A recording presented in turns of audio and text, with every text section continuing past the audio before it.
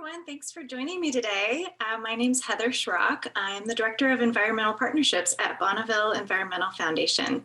I will go ahead and keep letting people in as they want to join, but I'm going to go ahead and get started today. So thanks everybody for jumping on this call. This is just a little half-hour presentation called Demystifying Carbon Offsets. I have personally been working in the carbon offset field for almost 6 years, and there's quite a lot to know about carbon offsets. They are an interesting and intriguing environmental product, and I am very excited to get the chance to share a little bit with you about what carbon offsets actually are. I think one of the comments I hear the most is, isn't it just a piece of paper? And the answer is no. There is quite a lot that goes into that piece of paper, and most times it's digital now. It's not even a piece of paper, but it is a certificate that represents the value of the carbon offset. So I'm going to talk today about what all of that is, what goes into it, give you a little context and background. Why are carbon offsets even in existence? So thanks again for joining me, and I'm going to go ahead and share my screen.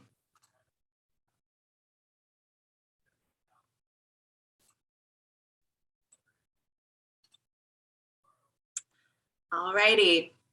So once again, we are here today to talk about demystifying carbon offsets. Just a little bit about myself and my organization so you know who I am and why I'm talking to you about this.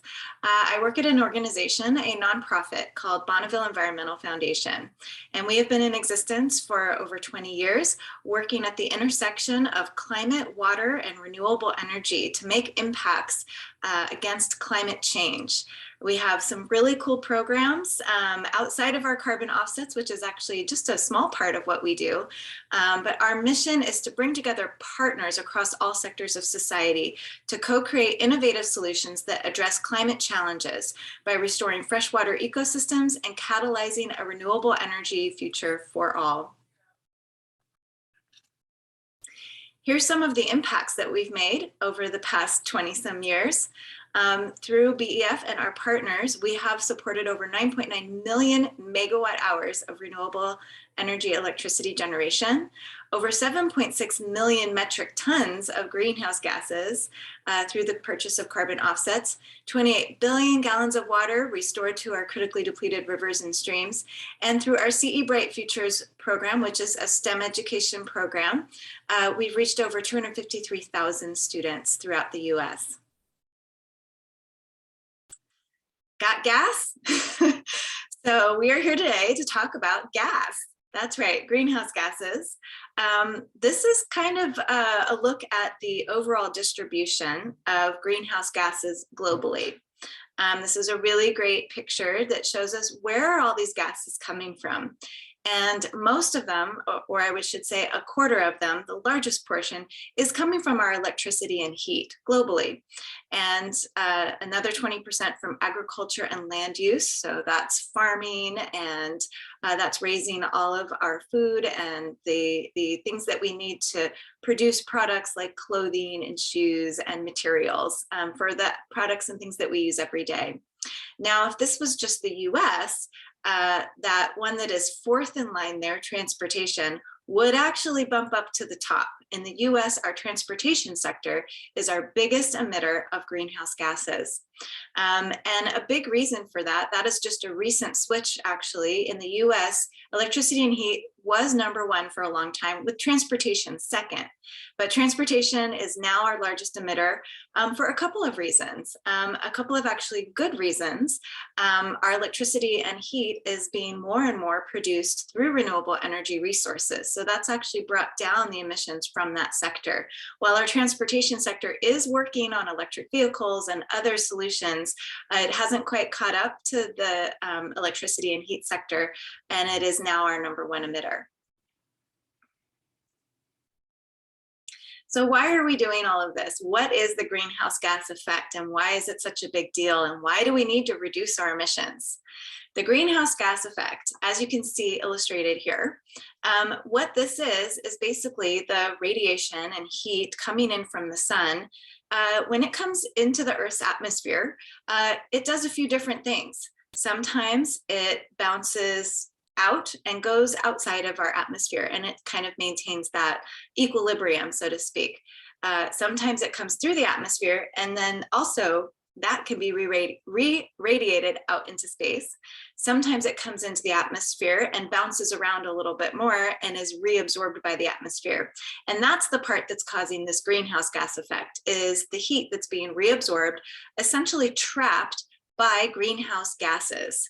And that is why the atmosphere is warming over time, and why it's causing such issues on the planet, like the acidification of our oceans, the rising of the temperatures, which causes issues with crops, with water, how water is distributed on the planet, rising ocean levels, and other issues that are causing a lot of trouble for our planet. So one thing I do want to talk about a little bit here, to get into the nitty gritty, is we have the CO2 and greenhouse gases are two terms that are used fairly interchangeably. And that's okay. For day-to-day life, it's okay. You know, you could say carbon footprint or CO2 emissions. And generally, you're talking about greenhouse gas emissions. When you're doing a more formal look at greenhouse gases, there's actually quite a few more gases that go into that categorization. And there's other gases like nitrous oxide, methane, there's lots of fluorinated gases as well. So when you're talking about carbon dioxide or CO2, it's okay to use these terms interchangeably. But if someday you do a formal greenhouse gas footprint, say you're working for a company and you're doing a formal greenhouse gas footprint, maybe someday one of you will do that. It is important to know that when you calculate all of your emissions, you really are calculating everything, all those greenhouse gases. And that little shorthand in the bottom right corner, CO2 with that little E, that actually stands for all the greenhouse gases. It's just kind of good language to know if you're going to be speaking the language of carbon and carbon offsets.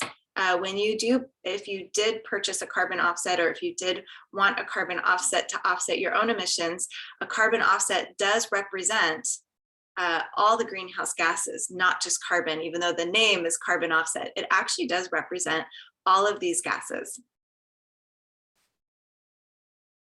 Cows versus cars. So one thing that's important to know about the different greenhouse gases is they all have a different power in the atmosphere. So for example, the methane from 2 cows from 1 year is about 504 pounds. It doesn't seem like that much, 500 pounds of methane, versus how much carbon the average car puts out in a year is over 11,000 pounds of carbon dioxide. And yet those two amounts have the same heat trapping effect on the atmosphere. So 504 pounds of methane has the same heat trapping effect as over 11,000 pounds of carbon dioxide. So methane is a much more powerful greenhouse gas that traps much more heat in the atmosphere. So it's not just about reducing carbon. Even though carbon dioxide is the most prevalent gas, it is not the most powerful gas, which is why we want to reduce all of those emissions of all those different gases.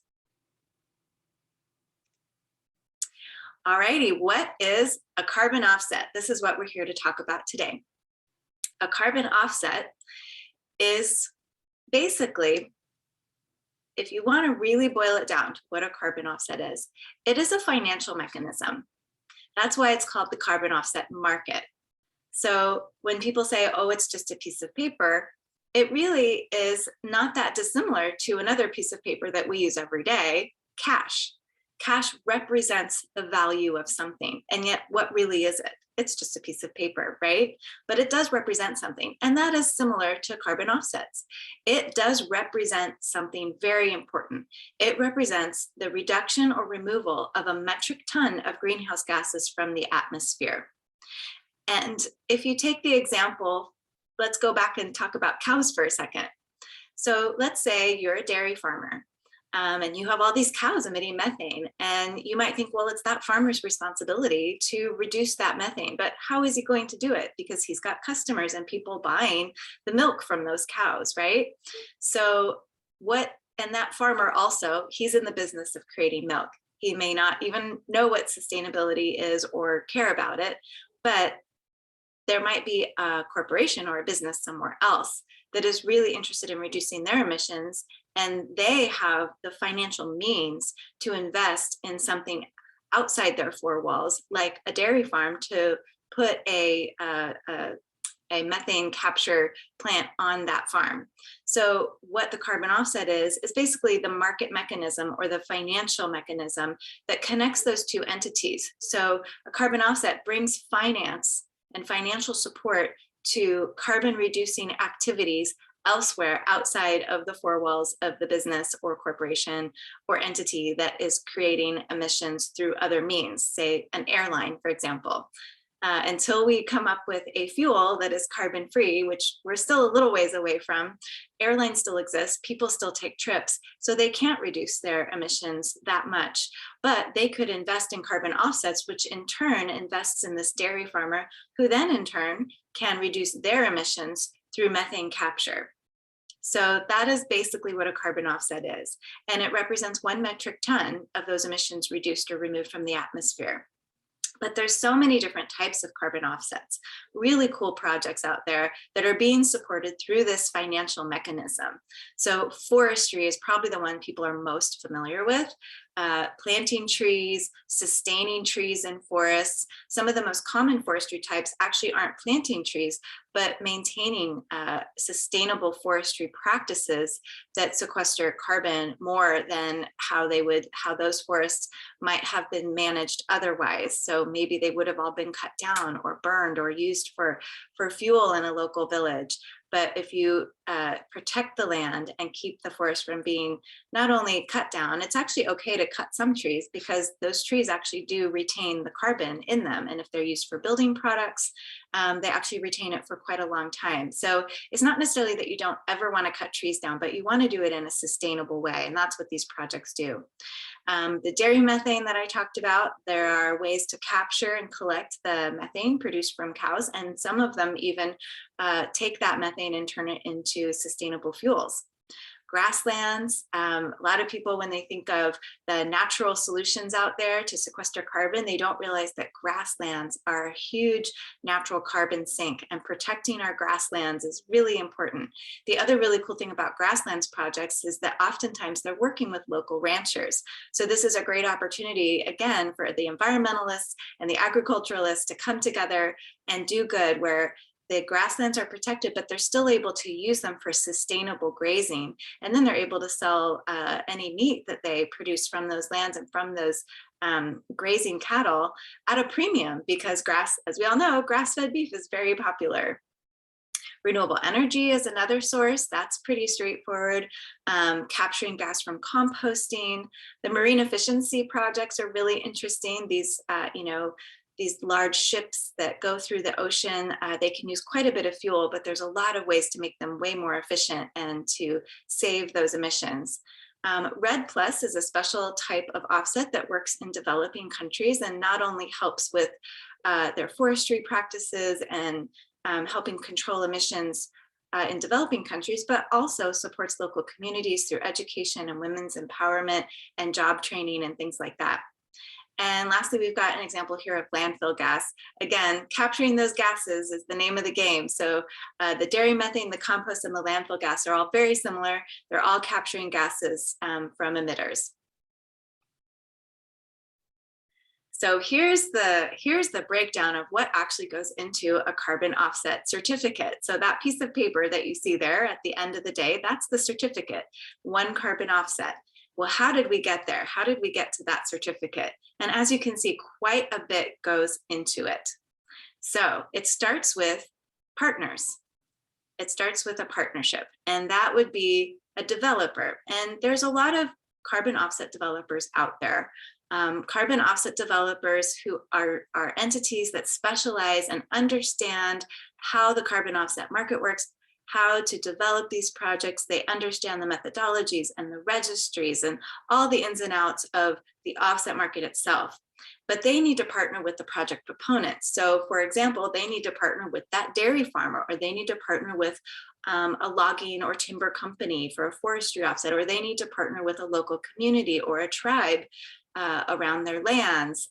So the project proponent is perhaps the city or the county or the tribe or the entity that owns a property or land or something that could be converted into a carbon offset, and they partner with the developer, who is the expert in the development of the offset itself. And there could be many, many partners for each project. Sometimes it's just 2, sometimes there's 3 or 4 partners. The next step is what's called the methodology. So the methodology is the science behind the carbon offset. So there's many different methodologies for as many types of offset projects as I showed you. There's probably a dozen more methodologies. So for each forestry offset, there could be many methodologies that would fall under. So it's the science behind how do you calculate. Oh, I see someone's waiting to be admitted.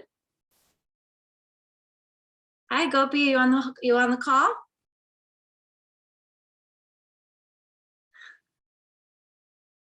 We've got someone joining us. So we were talking about methodology. So methodology is, again, the science behind the carbon offset. And these methodologies are developed by very smart people, scientists and engineers who model and do all the math behind how to calculate these emissions reductions. And so that is called the methodology. And those methodologies are held by what's called the registries. And the registries are where the offsets are eventually registered, tracked, and retired. And that's a little bit farther down the road, but the registries do come into play before they're even issued as the holders of the science, of the methodology behind all these different kinds of offsets. So once they've come together with their partners and they found a methodology, they launch the project, they develop it and launch it. And so depending on the type of project, maybe it's one of these shipping containers and they go ahead and put on the coating for the underside of the shipping container that makes it more efficient in the water. That would be the launch. For a forestry project, that might look really different. It might be hiring people, doing the initial measurements on the trees, and calculating maybe carbon in the soil, or having drones fly overhead to look at the forest's kind of baseline. So there's very different ways for each methodology to develop and launch these offsets, but ultimately each project is developed and then it's launched. Now there's 2 very important steps that come next: third-party verification and third-party validation. So now we have this project that's launched, and you need somebody else to come in. So it's not one of the original partner projects or proponents. It's a third party, and these are typically environmental engineering firms that come in and verify the project, which means they're verifying the methodology, the project itself. They're basically going and saying, yes, this is real, this is happening, it pencils out, and they're verifying this launch of the project. Now, once the project is running for a while, say it runs for 1 or 2 years and it's sequestering carbon or avoiding carbon all that time, this third-party validation is the next step. Again, it's an outside party, so they don't have a stake in this. This is why it's so important. There has to be a third party. They don't have a stake like the developers do in the success of these carbon offsets. They're merely paid to validate how many carbon offsets are created from any given project. So they're validating the science, the math, and they are validating, say, 100,000 tons came out of this forestry project, or 50,000 tons came out of a dairy project. So validation is validating the number of offsets.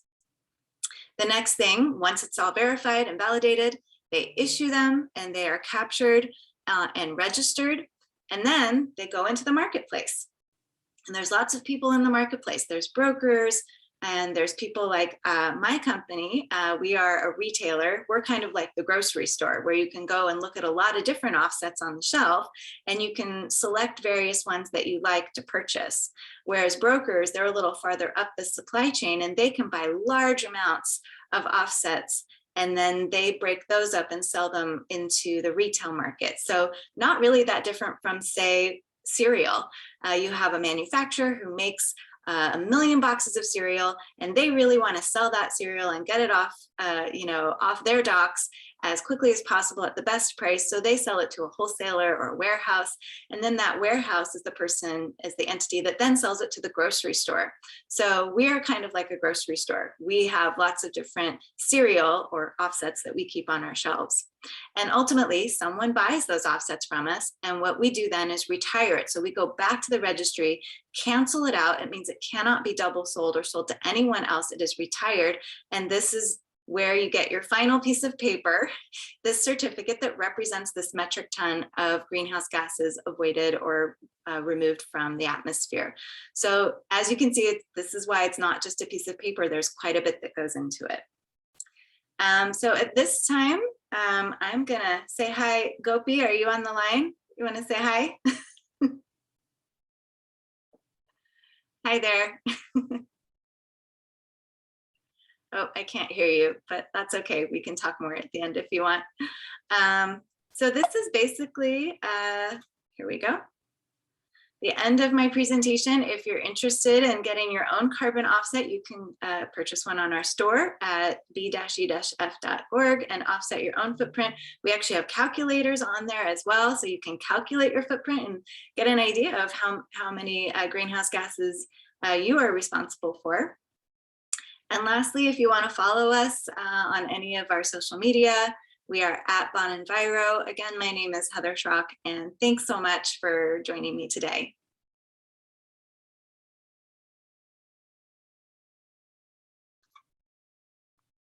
Hey, Heather.